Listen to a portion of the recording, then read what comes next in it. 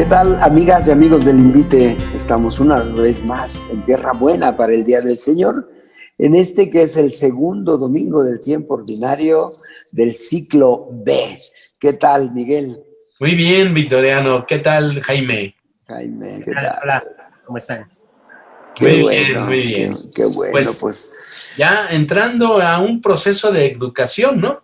A mí me parece que el tiempo ordinario, a pesar de que el ordinario parece tranquilo en comparación al tiempo extraordinario, el problema es que, bueno, el chiste es que el tiempo ordinario es un tiempo verdaderamente de aprendizaje, de discipulado, sí, sí.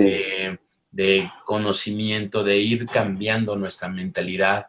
Antes se pensaba que el cristianismo provocaba una conversión a nivel moral únicamente. No, el cristianismo provoca una conversión a nivel intelectual, principalmente. Los criterios con los que nosotros analizamos la realidad y vamos tomando decisiones, estos criterios son modificados por el Señor.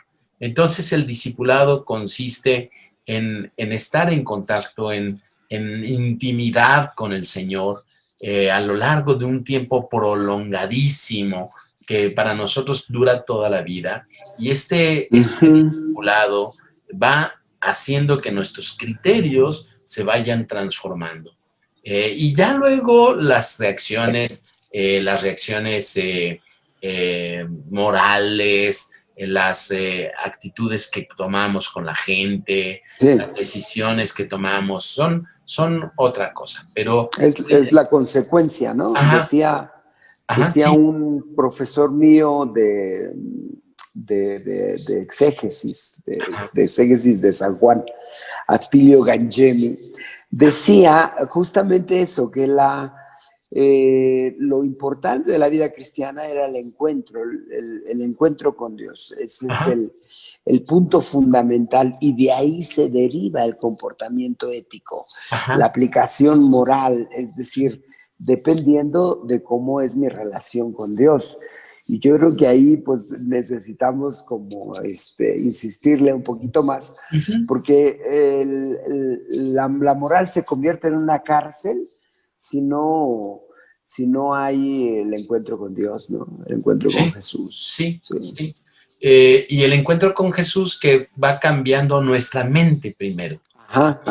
No nuestros hechos, ni la moralidad, sino nuestra mente, la forma en la que decodificamos la vida, en la que percibimos la vida. Un dato que dices, la moral sin este cambio mental se convierte en una cárcel. Sí, por supuesto. Si no cambias tus criterios, vas a ver a las mujeres como objeto del deseo. Y te vas a frustrar. Y dándote manazos, si quieres. Vas a frustrarte porque las miradas y pasas por un puesto de periódicos y Satanás se te presenta. No, cuando uno cambia sus criterios, cuando uno modifica la forma en la que decodificamos la realidad y la interpretamos y reaccionamos a la realidad, en ese momento se da la conversión. Este es un proceso de aprendizaje, de reeducación, ¿no? Claro. Y es justo el tiempo ordinario, ¿no, Jaime? Tiempo de... Yo creo que la riqueza del tiempo ordinario es dar estos elementos para el encuentro, ¿no? Todos estos elementos. Sí se puede hablar de encuentro, pero a veces hasta nosotros mismos lo podemos imaginar de otra forma, ¿no? Es un encuentro así mágico que ya me cambió. Sin embargo, es todo un proceso de encuentro, cómo voy disponiendo mi persona, cómo voy escuchando la palabra, cómo voy dejándome cuestionar por la palabra, si conozco mis propios criterios para que se vayan transformando. Entonces, yo creo que todo este tiempo es para poner elementos del encuentro y ver cómo es que se pone en juego toda la vida, ¿no? En ese encuentro. Muy bien. Pues. Es algo fabuloso, que el encuentro se da por medio de la conversación a nivel humano y el encuentro se da por medio de la conversación a nivel divino. Dios nos habla y nosotros tenemos que analizar lo que nos dice, confrontar con lo que pensábamos anteriormente, con lo que traemos de bagaje educacional y ya luego responder con la fe y con las obras. Este es un proceso de encuentro no como físico, no queremos decir que físicamente se nos va a aparecer el Señor y se nos va a aparecer con el corazón en la mano y con los rayos. Eso difícilmente se da. Se da un encuentro así cada Corpus y San Juan. Pero nosotros, los de a pie, íbamos a decir los que viajamos en el metro, pero pues ahorita el metro está impedido. Un caos, pero los de a pie, el encuentro con Dios se realiza por medio de su palabra, por medio de esta escucha atenta de su palabra, ¿no? Y del diálogo amoroso que surge por medio de su palabra. Y yo me refiero a esta pandemia como un lugar privilegiadísimo para la escucha. Cuando regresemos a la Eucaristía presencial, a los momentos presenciales de los bautismos, de los matrimonios, de las presentaciones de 3 años, de los 15 años, vamos a llegar algunos ya habiendo tenido un conocimiento de este encuentro por medio de su palabra. Sí, de otra manera, totalmente. Sí, vamos a regresar mejores, ¿no? Mejores. O no vamos a regresar. O no. Hay mucha gente, pues, que a la hora de que ve las iglesias cerradas, pues dice, pues ya la fe, pues, tan. Sí. Sí, muchos van a aprovechar el raite. Pues nosotros mientras le seguimos acá tratando de ir abonando pues la tierra para que nuestro corazón se encuentre con el Señor. Jaime, ¿te toca leer hoy o no? Como siempre. Échale, pues. Eres el lectorcito ordinario. Ordinario, sí. Educa, ¿no? Sí. Ordinario.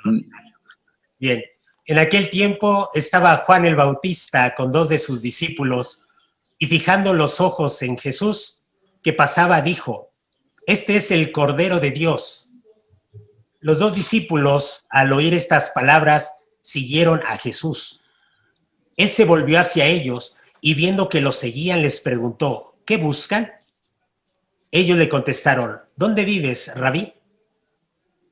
Rabí significa maestro. Él les dijo, vengan a ver. Fueron pues, vieron dónde vivía y se quedaron con él ese día. Eran como las 4 de la tarde. Andrés, hermano de Simón Pedro, era uno de los que oyeron lo que Juan el Bautista decía y siguieron a Jesús.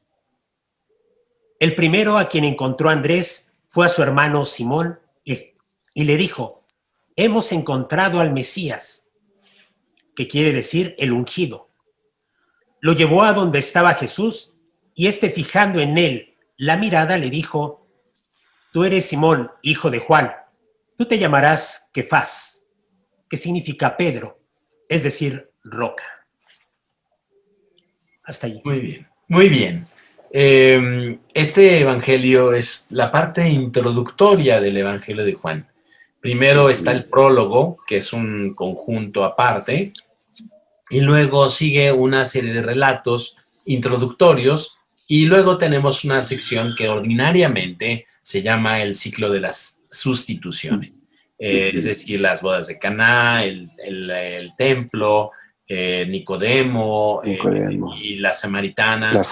Y las mediaciones que están allí entre comillas, ¿no? Entre paréntesis. Pero esta sección introductoria es una sección que relata primero la personalidad de Juan el Bautista y luego nos relata las primeras llamadas, de los 4 primeros apóstoles, y luego en un segundo momento estos 4 primeros apóstoles que ya entran a las bodas de Caná. Entonces, a mí me llama la atención en esta parte introductoria algunos datos. Voy a tratar de hablar libremente. Primero que nada, el señalamiento a Jesús como el Cordero de Dios. Esto de entrada, Juan nos está diciendo, el Evangelio de Juan nos está diciendo que Jesús es el nuevo libertador, la nueva Pascua del pueblo judío. La Pascua del pueblo judío, cuando salen de Egipto y atraviesan el Mar Rojo y atraviesan el desierto y se instalan en la tierra prometida, esta Pascua, este paso, este salto, Pascua significa paso, salto, hay un movimiento.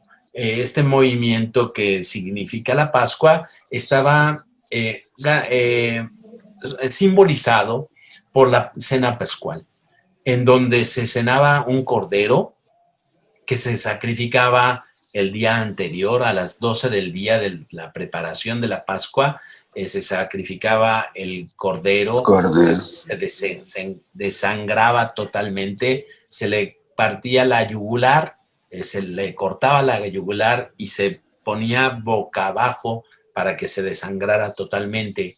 Y esto es porque los judíos no podían comer la sangre de los animales, peor la sangre humana.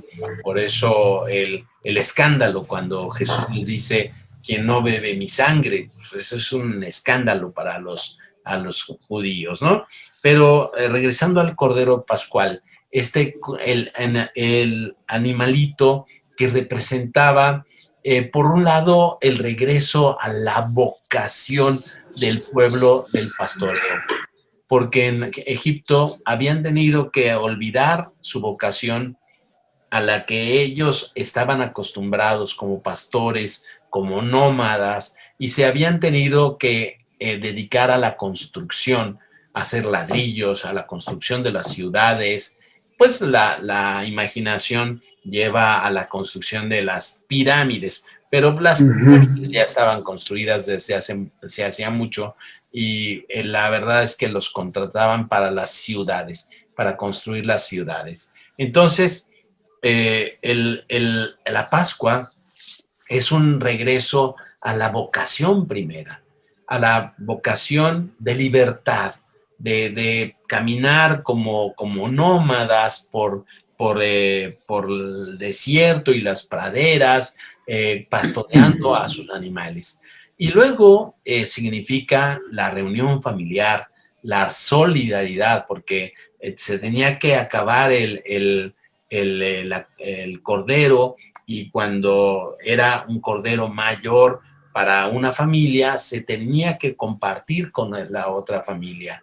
Es decir, la esclavitud, que por un lado era el rompimiento de la vocación del pueblo de Israel, y por otro lado el sometimiento a las leyes extranjeras, y por otro lado la esclavitud de la insolidaridad, porque el esclavo no puede ser solidario. El esclavo es un egoísta, porque si no es egoísta, se muere, lo matan. Si se pone a garantizar los derechos humanos, lo matan. Entonces, el esclavo es una persona que mira a sus propios intereses. El cordero significa la libertad, del paso de la esclavitud a la libertad, a la tierra prometida. Significa la solidaridad, significa el regreso a la identidad personal. Y podemos seguir hablando de este Cordero Pascual de los judíos, de tal manera que captemos la dimensión de lo que significan las palabras del Bautista. Este es el Cordero de Dios. El Cordero de Dios. Es decir, esta persona que nos va a liberar, que nos va a regresar a nuestra llamada interior, a la vocación que tenemos de la vida, desde el principio de la vida. Esta persona que nos va a hacer solidarios unos con otros, que nos va a hacer caminar. Todo esto está representado en esta frase maravillosa de este es el Cordero de Dios. Y por lo tanto, los discípulos, dos de los discípulos, Juan y Andrés, se considera que Juan el evangelista y Andrés son los que se lanzan al seguimiento de Jesús y le preguntan, Rabí, el segundo título, maestro. Es decir, no es como los profesores académicos que nos dan información. El rabino era una institución, toda una institución que consistía en que personas muy sabias, siendo casados con su familia, con sus hijos, con su casa, hacían academia para todos los muchachos, verdaderamente de gente rica, ¿no? La gente rica pagaba, como ya lo dijimos en alguna ocasión en Tierra Buena, la gente rica pagaba para que el rabino mandara a sus hijos. Mandaba a sus hijos a la casa del rabino y el rabino los educaba desde cómo comer, desde cómo orar, cómo mezclar la comida, cómo caminar, cómo vestirse. El rabino era una persona que desarrollaba una formación integral. Les cambiaban la mentalidad y los ricos mandaban a sus chamacos, a los niños de 10 años, para que estuvieran viviendo con el rabino y le absorbieran al rabino todo lo que este rabino les podía dar. Por eso, en algún momento los discípulos le dicen al Señor, enséñanos a orar. Es decir, enséñanos en la escuela que tú tienes, enséñanos a orar como tú lo haces, ¿no? Y luego tenemos pasajes que verdaderamente son desconcertantes, porque Jesús les dice, ustedes no me han elegido a mí, yo los he elegido a ustedes. Entonces, la decisión de la familia de mandar a sus hijos a la educación, con este rabino no es así. Este rabino escoge a sus discípulos y los lleva a intimar con él, lejos de pensar mal en la intimidad. La intimidad para nosotros, para los discípulos, es aprender, observarlo, aprenderle todos sus movimientos, cómo piensa, cómo reacciona, cómo habla, cómo escucha, cómo se comporta, qué criterios tiene para la vida, ¿no? El rabino tenía que ser dos cosas, un hombre casado y de más de 30 años.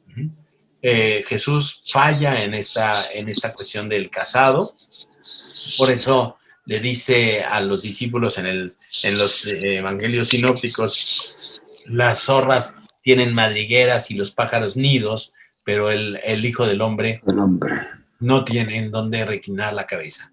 Es decir, no va a tener una academia, no va a tener un lugar de academia.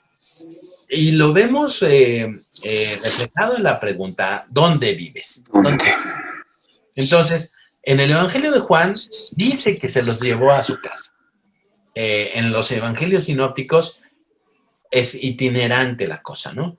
En el Evangelio de Juan hay una casa en la que los recibe Jesús. Y entonces se quedan con él. Y nos dice el Evangelio, eran las 4 de la tarde. ¿Qué significa que sean las 4 de la tarde? El día comenzaba a las 6 de la tarde, porque primero venía la noche y luego el día. Entonces, a las 6 de la tarde era el comienzo del día. El comienzo del día que para nosotros es la noche.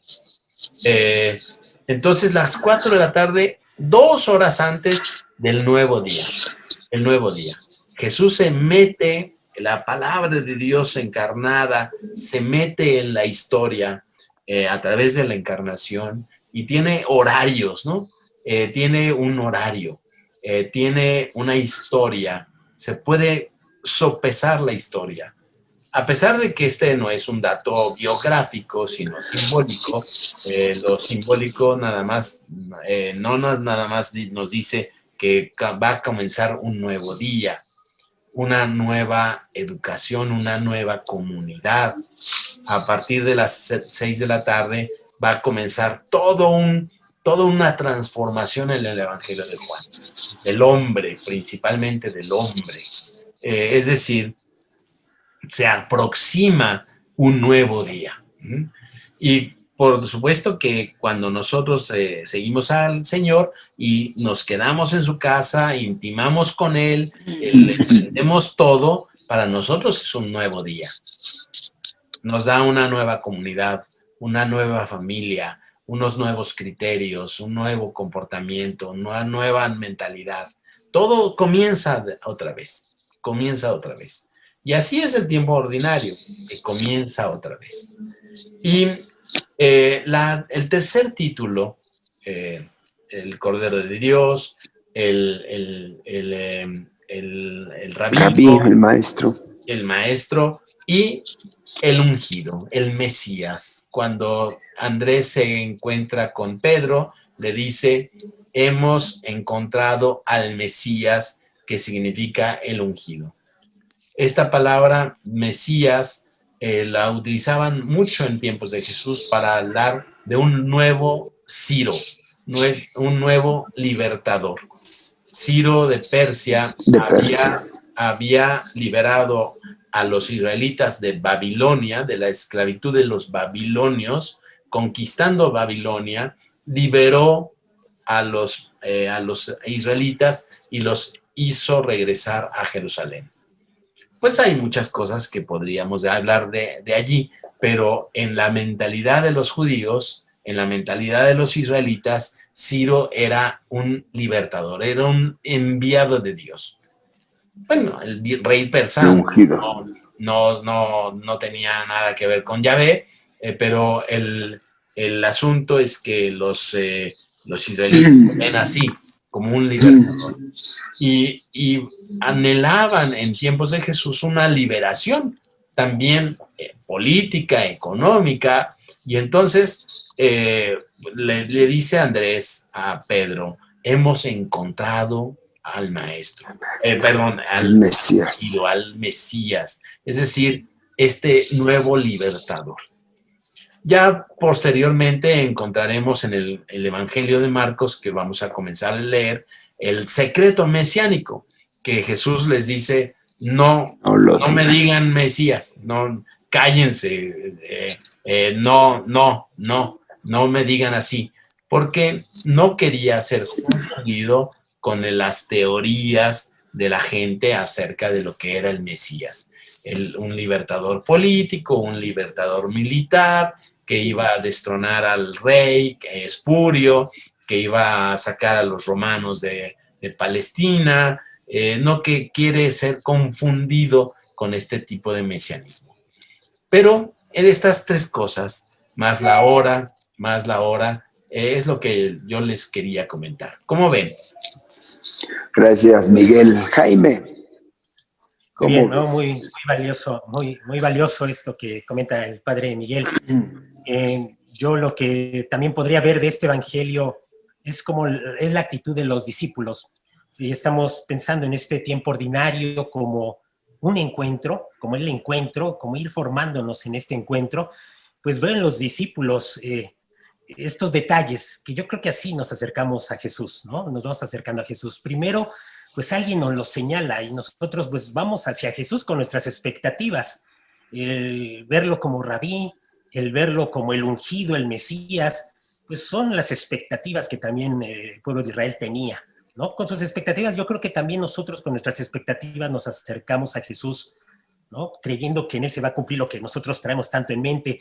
Sin lugar a duda, esta transformación va llegando poco a poco, sin que nosotros lo notemos, sin que nosotros lo percibamos, va llegando esta esta transformación y sí llegamos con nuestras expectativas. El final, yo creo que del Evangelio es proclamarle a Jesús como el Señor, ¿no? Más que como Rabí, más que como el Mesías, el ungido, es el Señor, que ya todo este camino de encuentro nos permitirá descubrirlo como el Señor. Y parte de esa transformación en este encuentro, en este tiempo ordinario, pues pienso que viene con el final que dice, tú te llamarás, le dice a Pedro, tú te llamarás Kefas. Hay una transformación, pienso que ahí le cambia el nombre, le cambia toda una identidad, el ser, su misión, hacia dónde va a dirigirse. Pero mientras va sucediendo todo esto, pues vamos acercándonos a Jesús con nuestras expectativas, con lo que creemos, con lo que pensamos que es Jesús, todavía tal vez miopes, todavía un poco temerosos de llevar lo nuestro, pero además también está este elemento de contagiar, ¿no? Andrés le dice a Simón, hemos encontrado, ¿no?, al Mesías, nuestras expectativas se están cumpliendo, ven, y lo contagia.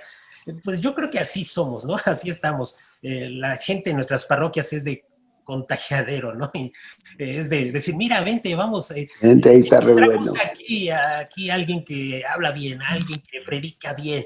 Y son sus expectativas, pero sin lugar a duda Dios las toma para pues ir transformando, irnos transformando. Entonces, yo veo estos detalles de los discípulos, cómo van, y luego la conciencia que va a generar Jesús. ¿Qué buscan? Es una pregunta para mí muy fuerte porque es para decir, ay, es replantearnos y replantearnos todos los días, ¿no? Si lo que busco es todavía me busco yo o de verdad lo busco a él, ¿no? O me busco todavía a mí.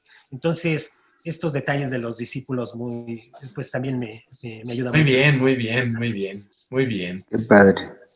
Victoriano. Pues fíjense que me hace pensar en, la figura del Bautista me hace pensar en algo que en la comunidad de bautizados necesita estar como, me parece a mí como más claro, ¿no?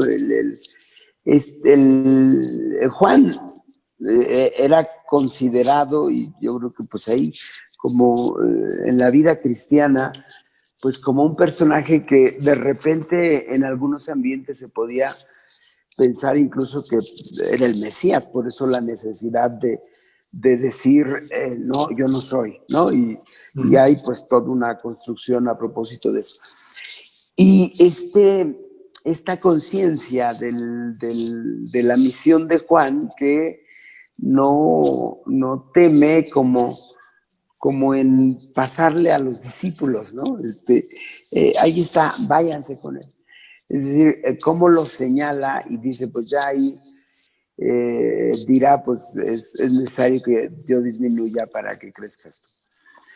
Y me hace pensar la urgencia de cómo nuestras formas de organización pastoral necesitan apuntalarse totalmente al centro el seguimiento de Jesús, ¿no?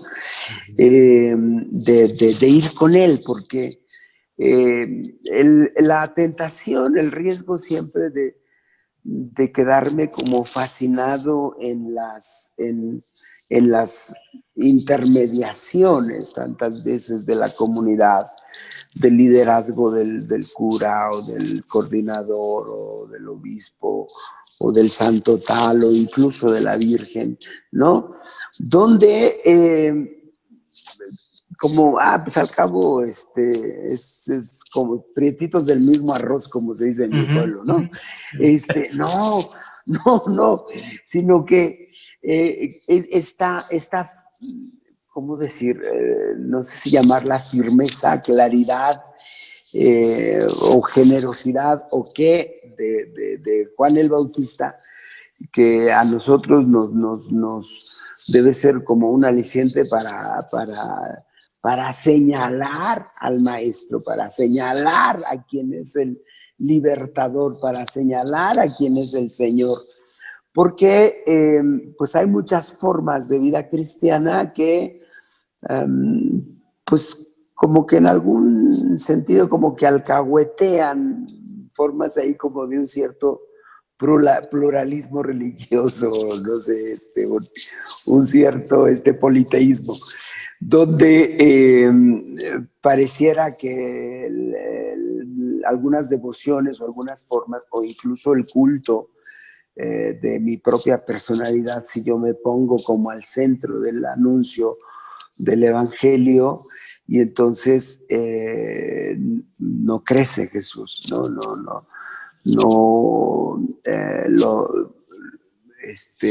bueno, en mi fantasía yo intento ponerme como contraltar de Jesús. Y entonces me parece como una exhortación muy importante siempre, pues, en nuestros tiempos me parece como muy importante que las primeras comunidades entendieron con mucha claridad que no era Juan. El tratamiento que le da el prólogo del cuarto evangelio es padrísimo, ¿no? Porque no era la luz, era el testigo de la luz. Y entonces, como la vida cristiana, pues, convoca a que yo, tú, todos los bautizados seamos testigos, ¿no? No puedo ponerme lo que explicabas en la semana, bueno, mencionabas la semana pasada a propósito de la correa, pues es lo mismo, ¿no? No era la luz, sino... No puedo usurpar el lugar. El lugar del esposo, ¿no? Pero digo, en este caso del prólogo el prólogo lo dice así explícitamente, no era la luz, pero fue enviado a dar testimonio de la luz. Entonces, de tal suerte que esto que decías el Cordero, el Cordero de Dios que quita el pecado del mundo, es decir, el libertador, el ungido, el único digno de ser seguido, pues es Cristo Jesús. Fíjate, Victoriano, que a ese tenor que tú dices, tenemos una grave tentación siempre de quedarnos con el dedo. Esto lo digo porque